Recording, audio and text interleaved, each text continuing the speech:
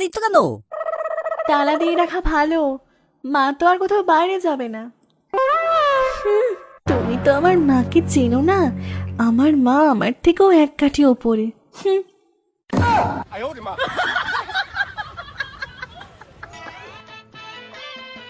উফ, মেয়েটা তো জ্বালিয়ে খেলো, দরজায় তালা দিয়ে গেল নাকি?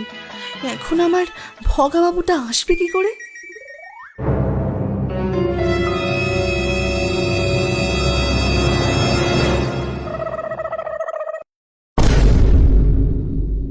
কই গো, কোথায় গেলে?